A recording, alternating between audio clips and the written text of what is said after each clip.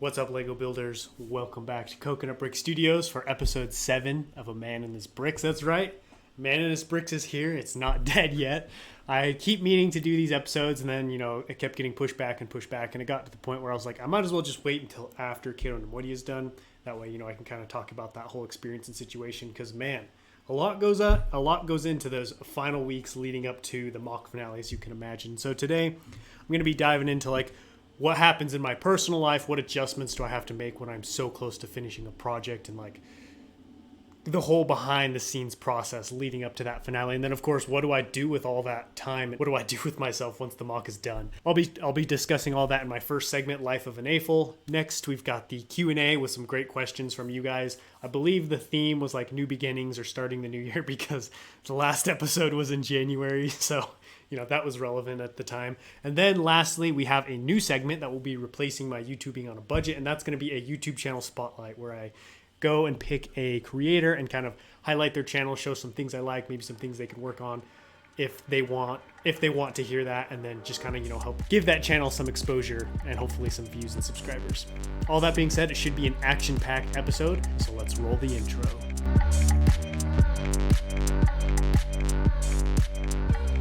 Okay, segment number 1, Life of an AFL. If you're watching this podcast for the first time, Life of an AFL is kind of just my life outside of Lego, kind of like the behind the scenes, what does the life of a YouTube creator look like, or especially a Lego Star Wars mock creator. I keep most of my videos, I try to keep strictly about the Lego, and so this segment is really fun for me because I get to kind of take a step behind that and go behind the scenes and share some things with you guys that I don't normally talk about. And this segment, and this time it's going to be all about Cato, because that's all I've been doing for 9 months for months now. And this leading up to this one was kind of hectic, actually. Utapau was hectic in its own way. Me and my wife were moving right after it finished, so I kind of had to hurry and get it done before we moved. So I get that finale out and enjoy it. This one Cato Neimoidia had its own unique challenges as well. I had started having problems getting parts in. I don't know what happened, but all of a sudden orders were just taking a long time to get in. And as you can probably guess, it took me so long to do that cloud work, all of those trans-clear studs. So I kept needing to order in more parts. And I tried to keep it as close. I tried to be as precise as I could with the packages because I really didn't want to buy more trans-clear parts than I had to, just because I was already spending so much money on them. And then it got down to I needed one order left. And it was in the mail. And it was in the mail for about a month. And so we were coming down to the final week or weeks before Cato Neimoidia was supposed to be finished. I think I got the package with those trans clear studs in to finish the mock the day before I filmed the finale. So I literally finished the mock, next day filmed the finale, which was pretty crazy. So, but it all worked out in the end, but it did lead to some stressful situations because I was like, do I just order in more parts and just, kind of chalk that other package up to a big loss, and when it comes in, just figure out something to do with the parts, sell them, or use them for something else. Luckily, they did come in. I didn't have to order in more, which was nice. And that's pretty much all I did. My weekends, my nights, my evenings, anytime off of work, I just sit here and build. I spent hours and hours working on the mock towards the end, and that's just kind of how it goes. It's kind of when you hit the playoffs in a college or a professional sports team, you kind of dig down and focus in on the goal, which is the championship, or in my case, finishing the mock, or maybe you're practicing for a play, you got dress rehearsals, and then you got that then you got the final showings, and just in those times, it's just laser tunnel vision on one thing and one thing alone, and that is finishing, achieving the goal. And so it was really gratifying to sit back after this and just be like, wow, I'm done. It's filmed, it's edited. It was such an awesome feeling just because, so much pressure, so much time spent. It was nice to kind of step away from it. And I kind of do this thing, I do this thing whenever I finish a big project, is I step away from Legos and I don't do any building, or as little building as possible, and just take a break, clear my mind, because I usually get pretty burnt out, pretty tired of building. And I think it's important to rest and re-energize, rejuvenate yourself before you jump on to the next big project. That's kind of what gives me the energy and the ability to build these big things, is taking that time in between, I think. So after Utapau, after Cato Neimoidia is finished, I basically did anything but building Legos. I'm building that Republic attack shuttle.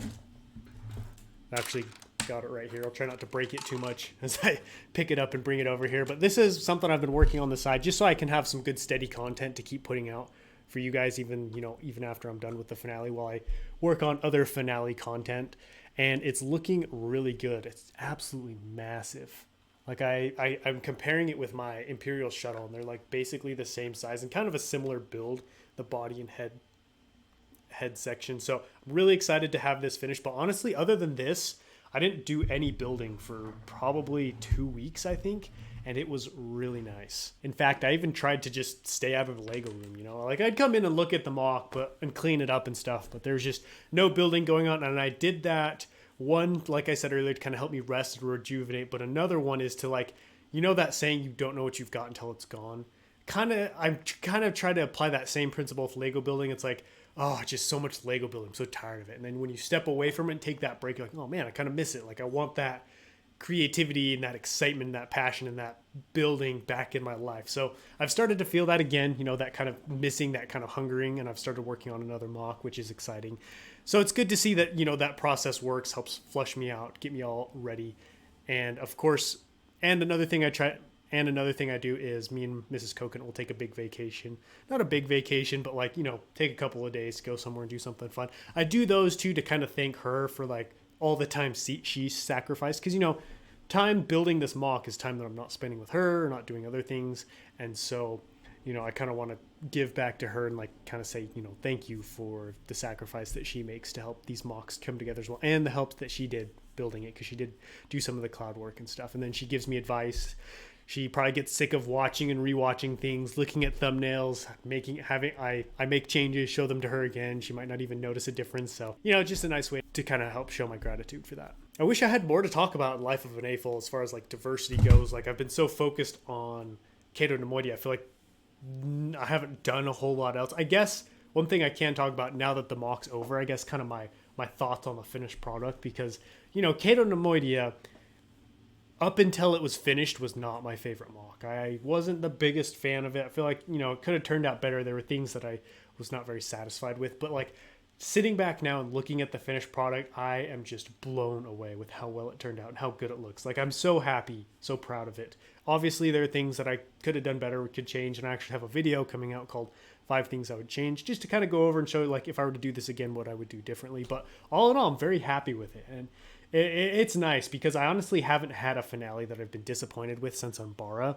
And I'm really hoping that I took that experience with Umbara, the disappointment, the frustration with myself, and really learn from it so I don't have to have that situation happen again. For those of you guys who don't know what I'm talking about, I put out an Umbara mock after Naboo back in 2020. Just didn't turn out great. You can go back and watch the finale video. It's still on YouTube. Just wasn't happy with how it turned out. Really tough to film. I was not as skilled as I am now with filming and editing and videography, cinematography. Just the whole finale, it didn't come out how I hoped it would have come out, if that makes sense. So now that it's over, like I said, I try to stay away from building and stuff. And honestly, it's kind of tough to figure out what to do in the meantime. I exercise, but that doesn't take a whole lot of time. I've actually been watching a lot of movies, TV shows. I didn't really watch a whole lot of movies, leading up to this, just because I've been busy trying to be more productive and just make sure I'm living my life to the fullest. Not that there's anything wrong with watching movies. I just, there's stuff I had to do. And so now that I'm done, I've just kind of been sitting back and just relaxing. I rewatched my favorite documentary, The Last Dance, about Michael Jordan and the Chicago Bulls, which I really liked. I think there's some really cool things to learn about leadership, chasing one's passion, and leaving your mark on the world, and doing what you were called to do in that documentary. I know it's, applies specifically to basketball, but if you watch it with the mindset of trying to learn how to perfect your craft and improve at what you're doing, it's pretty cool. There's some good stuff to learn. Another thing that's been interesting to kind of note is my progression with cinematography and editing. I don't know about you guys, but this last cinematic I put out for Cato Neimoidia was probably the best cinematic I've ever put out. I was impressed. It was a little bit dark. I wish I would have brightened some of the shots more, but overall I was really happy with it. Same with the trailer, because I had gone back and looked at Utapau just to kind of give myself some inspiration and see okay, what kind of style was I doing back then? Is there anything I want to take from that? And it was just bad. Like, they're just shaky camera, a lot of pictures, not a lot of shots. And it was not great. So to kind of see that, and then to now see what I've recently put out, I was just like, wow, it's crazy. Sometimes you don't realize how much you've grown until you take a step back and look at what you did a year ago, 2 years ago, 6 months ago, even sometimes. And that's, I think, why YouTube is so cool, is because we have a literal journal of progression, to where like you can go back and look at your previous videos and be like, wow, look how I've improved. And I think it's important to do that, because so much of, at least for me personally, so much of my mindset is be better, be better, be better, that it can constantly feel like I'm coming up short of what I want to be. And then looking back at what I've done and seeing where I've come from helps me realize, like, I am getting to that place. It's very slow, almost imperceptible. It's kind of like that 1% better each day. And so if you look at it each day, it doesn't feel like, sometimes it can be frustrating, but I think it's really cool to be able to go back and look at what you've previously done to kind of, motivate yourself and like validate yourself. Like, look, this is working. Trust the process. Apply what you've learned with the past, and then project that on the future of, I'm going to be this much better, so such and such blank years from now, which I think was good, because I talk about it all the time on this podcast and my videos. I struggle with perfectionism and just feeling like I'm always coming up short, and so I'm hoping that will help me focus more on like enjoying what I'm doing, seeing improvement, and being excited for where I'm going to be at in the future, instead of worrying about where I'm going to be in the future and that it's going to be somewhere bad or not as good as I would want, or not what I would want it to be, if that makes sense. Well, I think that pretty much wraps it up for Life of an AFOL. I'm sure this next podcast I'll have like a little bit more of a diverse thing to bring to you guys other than just Cato Neimoidia, but I figured you guys would like to see, like, okay, what goes on behind the scenes with Coconut Brick Studios? What goes on with Ethan when he's finishing up these big mocks, and what does he do with his time afterwards? Because that's a lot of time that suddenly is just freed up. And so I just figured I'd give you guys a little taste of what I've been doing and what's been going on. Now, moving on to segment number 2, my Q&A, which still doesn't have a name. I feel like I should do some kind of cool name for it or something. Questions with Coconut, I don't know. All right, so like I said, the theme for this year is new beginnings, and the first question is from my man UCS Productions. He says, my question, for mock building in 2022, what is your goal in terms of achievements? Also, do you see yourself leaning more towards building large-scale base plate style mocks in the future, or do you see yourself going down to the smaller ultra-high detail and freeform side of mock building? And which would you say is more fun to create? Great question, layered, deep. These are the kinds of questions that I love for a man and his bricks. Something, just gets us thinking, gets us talking about just the mental side of everything. I wrote down some notes on my phone, so if I glance down periodically, that's why. As far as like goals for mock building this year, I really want to have a mock finale break 1 million views. I think that would be so cool.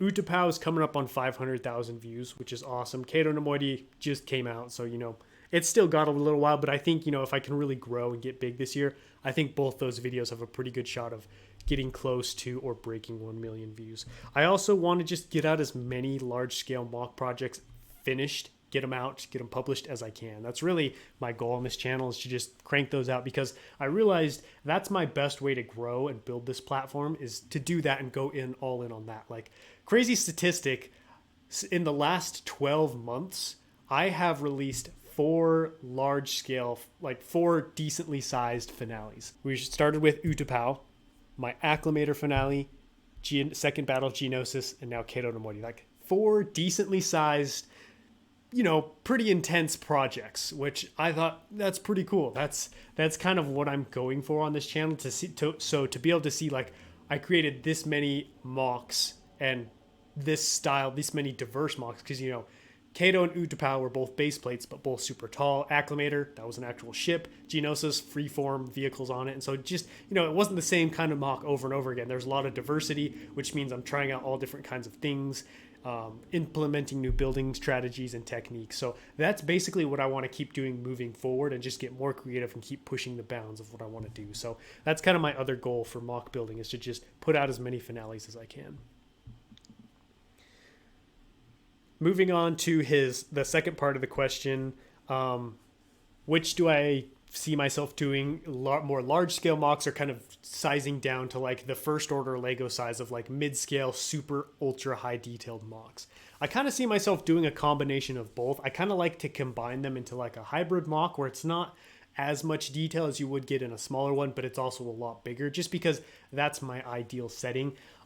Don't get me wrong, I think the smaller mocks are cool. There's just something about the impressive scale of a large scale mock that I enjoy creating and that I enjoy presenting on my channel. I feel like that's what I try to brand my channel as and kind of set myself apart, is like, I do big mocks, I make these big massive creations, and at the same time trying to work in as many details as I can and make them complex for what they can be. Because obviously I could have gone more detailed with Cato Neimoidia if I had gone smaller and just picked a certain section of it.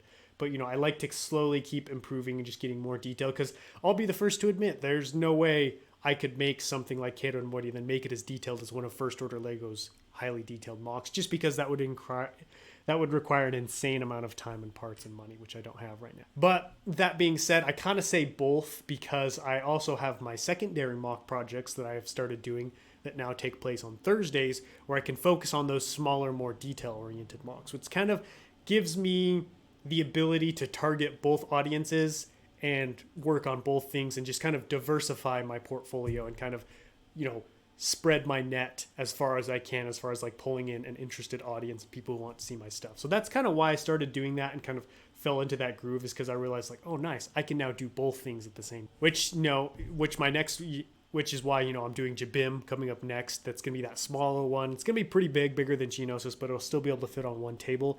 And then, so that'll be on Thursdays, and then Sunday will be the large scale mock, which I will be announcing soon, hopefully. And then last little part, which one do I think is more fun to create? That's tough, because the small ones you can really sit down and experience the build in a matter of days, hours, or weeks. But the big one is a much more slow burn project. You honestly don't get to truly reap the results until it's completely finished, because it doesn't look very good when it's not finished, even though it's so big. For me personally, I enjoy the big ones more. Just kind of, like I said, that spectacle, that awe factor that you get to create, not only for others but for myself as well. I get to sit here and look at these awesome giant creations that I just absolutely love building. So I personally would probably have to say I enjoy the big ones just a little bit. Plus, they're a lot more of a challenge for me, trying to think big, take these ideas, and then just blow them up into 4 feet by 7 feet mocks and stuff like that. Next question comes from Instinct9. He says, I want to start again on YouTube and upload my mock videos each week. Do they need to be overly edited and stuff, or kept how it is? So this was an interesting question.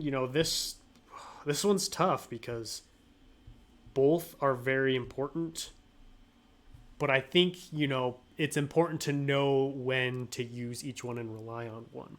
So it kind of depends on what you're talking about.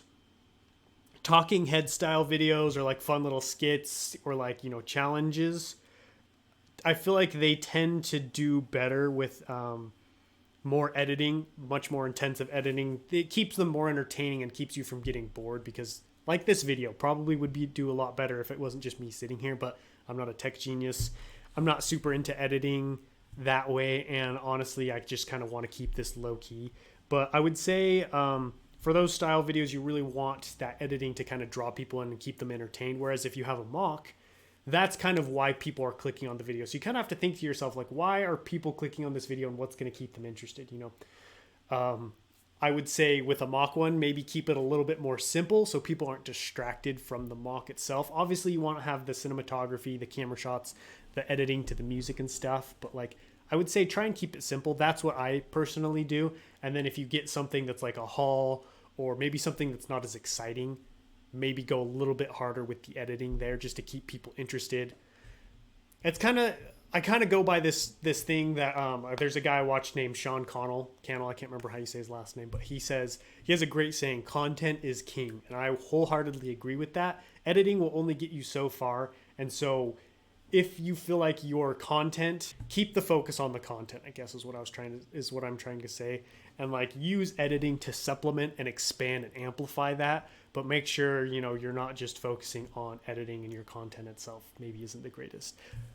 I know that's kind of a long roundabout answer. I hoped I answered your questions. I really struggle with these questions sometimes because I tend to ramble because I really want to answer it in the best honest way possible. And so I tend to just start saying the same thing over and over, or just get off on tangents. But I would say, just to summarize, like, kind of depends. Depends on like what the focus of the video is. You know, focus on getting that cool mock, that good content, and then supplement it and expand it with the edit. All right, another question comes from DKS. He says, podcast question. Obviously, you're into Lego Star Wars. You're a Lego Star Wars fan, but do you also have any other Lego themes that you are or used to be a fan of? Definitely. I'd say generally I'm just a fan of Lego. The reason I do solely Lego Star Wars on this channel, is because early on I knew I really need to establish an audience, a target group, because if you try to reach everybody, include everybody, you end up not really reaching anybody, in my opinion. And so, especially with a small channel like mine. If you're a big channel, that's a different story. But a small one like mine, I decided to go all in on Star Wars because that's my favorite. But like growing up as a kid, I would say I probably preferred, I had more Castle and Bionicle than I did Star Wars. I loved Castle growing up. Still a huge Castle fan. In fact, I have a secondary channel, Coconut's Kingdom, where I do like Castle style builds and medieval style stuff over there. So if you're interested in that, check it out. And Bionicle is just awesome. Like giant mech warriors fighting it out. Like I loved Bionicle. I had tons and tons of them as a kid. And, you know, both of those were a lot more accessible than Lego Star Wars, so I tended to collect more of those. But now I'm definitely more into Lego Star Wars. But I'd say I'm definitely into both of those as well. The last question comes from Wookie Brick Studios. He says, if you have time in the next episode, what editing software app do you use? Because I'm thinking of starting making actual videos. So I use DaVinci Resolve. It's kind of similar to Adobe, their Premiere. It's a little bit complicated. It is free, which is kind of which is why I started using it. And it's amazing. Like the editing's awesome. It's got unparalleled color correction it's got some of the best color correction out there. I have a blast with it. It is a little complicated to figure it out, but like once you figure it out, it's pretty easy, and there's all kinds of tutorials and stuff. You could also try using iMovie. I've never used that one, but I hear that one's really easy to use and super effective as well. That wraps up the Q&A. I love getting questions from you guys. They obviously make the podcasts because, you know, I don't come up with the questions myself. So the theme for my next podcast is going to be affording Lego sets / mock. So like anything to do with like, how do I afford them? How could you afford them? What are ways to afford more? Or what should you focus on? Anything to do with affording Lego sets and mocks. Drop your questions down below in the comments and I will make sure to answer them in the next podcast. All that being said, it's time to head to segment number 3, the channel spotlight. Now, this is the first time I'm doing this, and I reached out. Anytime I do this, I'll reach out to the person beforehand just to make sure they're okay with this and kind of figure out like what a little bit of like, you know, if they want some criticism as well, or just kind of like what, if they're okay with it. And I really had to think for a little bit because I want to do my best to help spotlight and broadcast to other awesome channels out there, because there are tons. So, you know, I wanted to help do my part to try and like share the love, because you guys do a great job of supporting me and spreading my. And my first spotlight, he's a good friend of mine. We started talking a decent while ago. He has been great at giving me feedback. He's come to me with questions, very willing to learn, very open-minded. Anyways, without further ado, this month's spotlight is Southern Creator. Now, I'm sure a decent few of you guys have heard of him. I think I've shouted him out before on the channel. He's come by the streams. Great guy. Very authentic, old school style of builder, kind of like myself. He loves the Clone Wars, and he has some of the best Coruscant Underworld mocks I have ever seen in my entire life. These mocks are like, I saw them and I was just blown away with it. To me, Coruscant is the most difficult planet to capture the essence and the vibe of Coruscant, especially the underworld. There's just so much chaos, so many buildings, everything's just so crammed together. You have those unique neon lights with the Star Wars, you know, script characters. He does it all. He has all of those. I would highly recommend checking out his channel. He also did a really cool Mustafar mock. It's kind of like that control room area where Anakin comes in and just takes out the rest of the separatist leaders, whatever you want to call them, Trade Federation. Really good. That one probably is one of my favorites. I love his Coruscant mocs as well. He recently wrapped up, or I can't remember if it was recently, but he wrapped up a Corellia mock series, and he's in the process of finishing up a Nalhutta mock series. The finale is going to be rather unique. It's going to be a stop motion. So he kind of basically built this set for it, and he's going to be doing like a long stop motion of a story taking place on there, which I think is going to be really cool. So if you haven't already, make sure to head over to Southern Creator, hit that subscribe button, tap that bell so you won't miss out on that finale. I think he's got 625 subscribers. Hopefully we could bump that number up and give him a great following and some great support for when that finale does come out. One thing we've been working on is thumbnails. I've taken a look at his channel. I have noticed progression and improvement with those thumbnails. They started out with kind of just text over a photo, and you sometimes couldn't really see the text, or there's no text at all, and basically it was just a video uploaded. But now he's really taking the time to put in strokes, make that text pop, and put in eye-catching cool little thumbnails. So great work to Southern Creator. I'm excited to see what he does next, even though I kind of already know. I'll put a link to his channel down below in the comments, and that wraps it up for this month's Spotlight. I'm probably gonna, as I do this more and more, format it, maybe figure out what kinds of things I want to focus on or hit more. But so look to see this, change a little bit. And if you know of any small creators that are doing great things that you think need some more love, feel free to hit me up and I will see if I can work them in. All that being said, thank you guys so much for watching this podcast. I really do enjoy these, and I really enjoy the comments, seeing who watches these and takes the time to comment, because I really do appreciate the hardcore fans. I know there are a lot of fans and people who enjoy my builds, and I love it. I love interacting with them, and I love interacting with the people on this podcast who kind of want to go behind the scenes with me and talk about the mental side, the non-Lego side of Legos. So I really do appreciate your guys' comments, especially your questions. I'm always afraid that one of these podcasts, I'm going to do it and just get no questions, and that's going to be an unfortunate day if that happens. I hope it doesn't ever happen. So thank you guys again for always making sure there are a decent amount of questions for me. I think that's pretty much everything. Don't forget to subscribe to Southern Creator, and don't forget to leave me a question based on next episode's theme. Hopefully this next one will come out sooner. Like I said, I want to start doing these more regularly. And of course, don't forget to execute Order 66 on that like button. I will catch you guys all later, but until next time, happy building.